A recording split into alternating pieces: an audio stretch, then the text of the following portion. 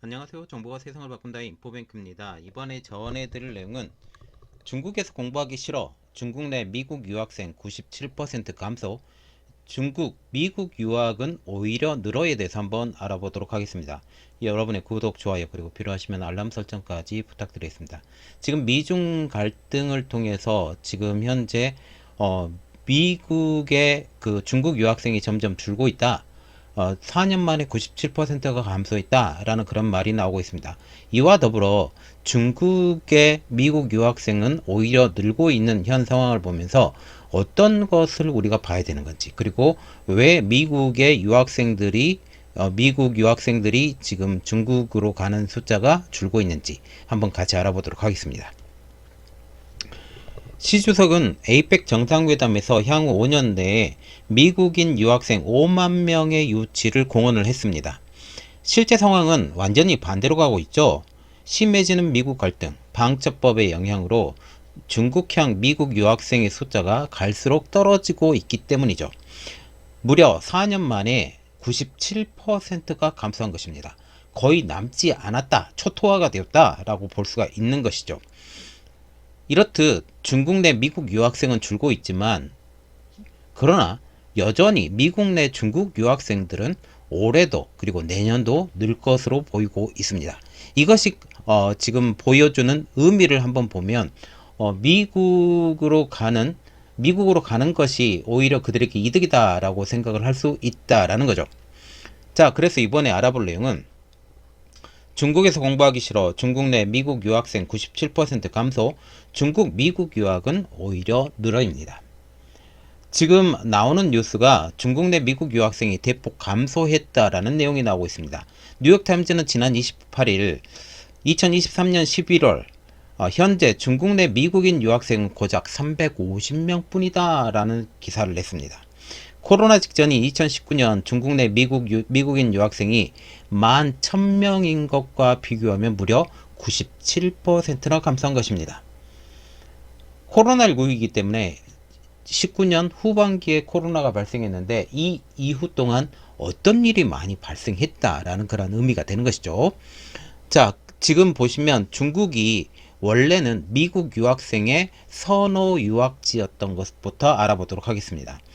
미국 국무부 설문조사에 따르면 코로나19 팬데믹 이전에는 중국은 미국 학생들이 선호하는 유학지였습니다. 조사 시기마다 편차가 있긴 하지만 영국을 비롯한 서유럽 국가 다음 순위는 언제나 변치 않았다는 사실이죠. 서유럽 국가는 당연히 많이 가는 것이고, 그리고 그 다음으로 선택하는 유학지가 바로 중국이라는 사실입니다. 미국인 유학생들이 중국을 선호했던 가장 큰 두 가지 이유는 중국이 미국에 이은 제2경제대국이었고 중국어는 사용 인구수 기준 세계 1위 언어였기 때문인데, 이 두 개 다 의미가 지금은 많이 퇴색이 되었죠. 왜 퇴색이 되었냐? 지금 제2경제대국의 위치도 이제 간당간당합니다. 간당간당하고 지금 세계 1위 언어라고 할지라도 지금 그 언어 파워가 점점 더 줄고 있는 현 상황을 볼 수 있기 때문이죠. 2010년도 버락 오바마 당시 미국 대통령은 이렇게 말했습니다. 5년 동안 10만 명의 미국 학생을 중국으로 유학 보내겠다라고 공언했던 대통령이 바로 버락 오바마 전 미국 대통령입니다. 그리고 오바마 행정부 시절 미국 국무부도 이런 것을 했죠. 해당 유학생이 차세대 중국 전문가가 될 것이라는 낙관적인 전망도 있었습니다.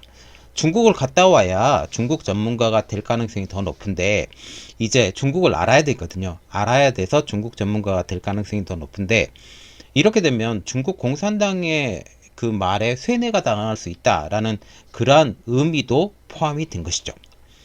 그러면 현재 미국의 중국 유학생의 감소가 되는 97%, 거의 초토화가 된 가장 큰 이유가 뭘까요? 그것은 여러 가지 조건이 혼재가 되어 있는데 한 5가지로 볼 수 있습니다. 첫 번째, 시진핑 집권 후 강화된 중국의 권위주의 통치. 두 번째, 중국 내 불어닥친 반미 정서 확산. 이를 통해 애국주의, 국수주의 교육 영향 때문이라고 지금 말이 나오고 있습니다.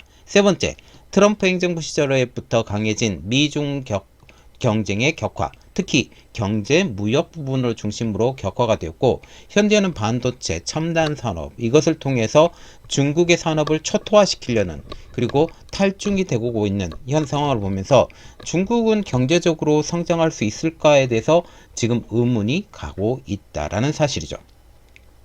네 번째로 볼 수 있는 것은 코로나19 팬데믹. 다섯 번째, 개정된 반간첩법 시행. 자, 반간첩법은 방첩법이라고 지금 불리고 있는데, 어떤 내용에 대해서 의견을 표시만 해도 잡혀갈 가능성이 높다라는 그런 이야기가 나오고 있습니다. 뉴욕타임즈는 이렇게 말했죠. 중국 매체의 반미 선동도 문제가 될 수 있다. 중국 공산당 선전 매체들은 미국을 위험한 범죄에 휩싸인 것으로 묘사하고 있다라고 말하고 있습니다. 중국인들도 미국 도착 시 비자를 받지 못하거나 입국 심사가 까다로워지는 것에 대해서 우려를 갖고 있다. 당연히 이렇게 지금 되고 있죠. 미중 갈등이 지금 되면서 중국에서 오는 사람들을 이전보다 더 강하게 막고 있는 것도 사실입니다. 그리고 바이든 행정부의 대중국 정책 기조도 지금 현재 미국의 중국 유학생이 떨어지게 만드는 가장 큰 영향으로 지금 보고 있는데요. 미국 국무부의 중국의 개정 반첩법 시행일인 7월 1일에 맞춰서 6월 30일자 공보에는 중국 본토 마카오를 여행 계획 취소를 고려해야 하는 여행주의보 레벨 3단계의 국가로 분류해 고지합니다. 자, 여행주의보라는 것은 지금 미국에서는 4단계로 지금 나눠지는데 4단계로 가면 완전히 가서는 안 되는 나라. 그런데 중국 본토와 마카오를 3단계로 분류했다는 것은 그만큼 위험지역이라고 의미할 수 있는 것이죠. 홍콩도 여행주의보 레벨 2 지역으로 포함이 되어 있기 때문에 여기도 만만치 않다라는 그런 얘기가 나오고 있습니다.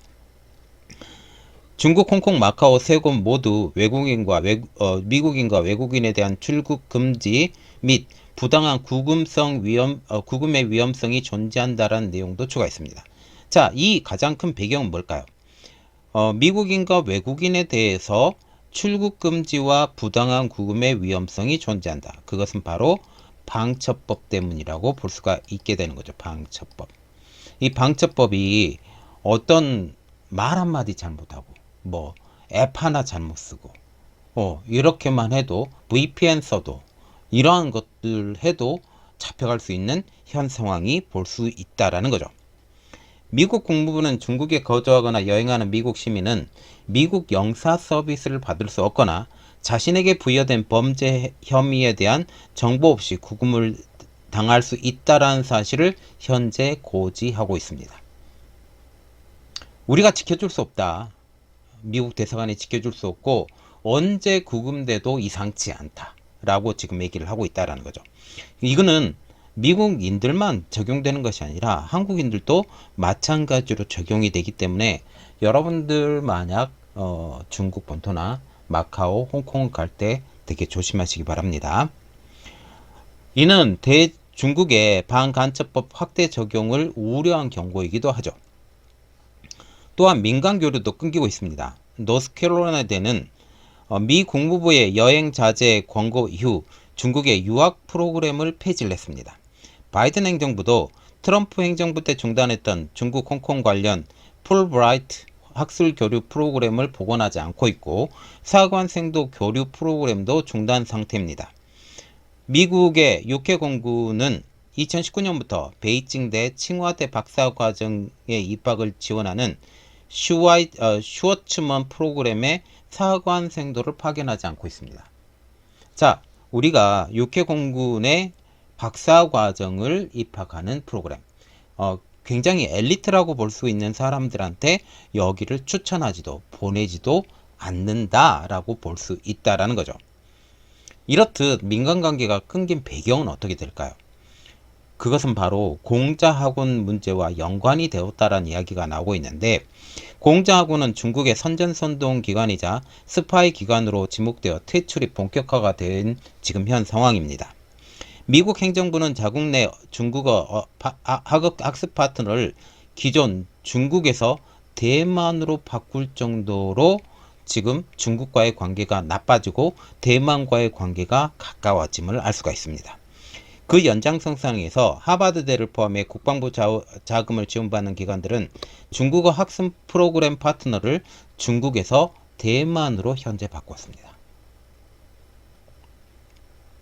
그런데 이렇듯 중국을 멀리하면 우리가 얻는 것도 없다라는 우려의 목소리도 나오고 있습니다. 미국 내 중국 전문가의 양성이 어렵다. 중국을 경험해 본 사람이 점점 줄어들기 때문에 그런 말이 나오고 있는데, 유학생의 감소, 학술 교류 축소로 미국 내 중국 전문가를 양성하기 어렵다라는 이야기가 나오고 있는 것이죠. 데니스 사이먼 전 노스캐롤라이나대 경영대학원 교수는 지난 8월 중국과의 관계를 끊음으로써 미국 학계는 세계 2위 경제대국이자 세계 2위 연구개발비 지출 국가에 대한 접근성을 잃을 위기에 처했다라고 비판하면서 교수직을 사임을 했습니다. 그런데 우리가 봐야 되는 것은 미국 내 중국 유학생들이 늘고 있음을 알 수가 있는 거죠. 지난해 통계 기준 약 29만 명의 중국 유학생이 있습니다. 올해에도 9만 4천여 명의 중국인이 미국 유학비자를 새로 받았습니다. 지난해보다 2만 8천 명 증가한 수치라고 알려지고 있죠. 중국에서는 미국 등 서방의 갈등 격화 영향으로 일부 학생들이 미국 유학을 조심스러워하는 분위기도 존재를 하지만 여전히 미국 유학에 대한 수요가 줄지 않았음을 실증하는 것입니다. 결국 필요가 있으면 따라오기 마련이에요. 그리고 중국은 도태가 돼야 될 나라이고, 미국을 중심으로 지금 세계가 편제가 되는데 이곳에 필요하다라는 거죠. 그리고 이들이 미국으로 와서 새로운 기회를 잡고 미국에 정착할 수 있는 좋은 기회를 삼을 수 있다라고 그들은 생각을 하고 있는 것입니다. 자, 우리가 봐야 되는 것은 지금 미국의 중국 유학생이 이만큼 줄어들었다라는 그런 의미는 그만큼 미국에서 바라보는 중국의 위상이 상당히 떨어졌음을 우리가 알 수가 있습니다. 자, 이것을 가지고 우리가 어떻게 대처해야 되는지, 그리고 한국은 이 상황을 어떻게 잘 슬기롭게 유지시키고 나가야 될 것인지 한번 같이 고민해보는 시간을 갖도록 하겠습니다. 자, 이번 내용은 여기까지 하겠습니다. 저희 내용이 여러분들에게 도움이 됐다고 생각을 하시면 구독, 좋아요, 그리고 필요하시면 알람 설정까지 부탁드리겠습니다. 감사합니다.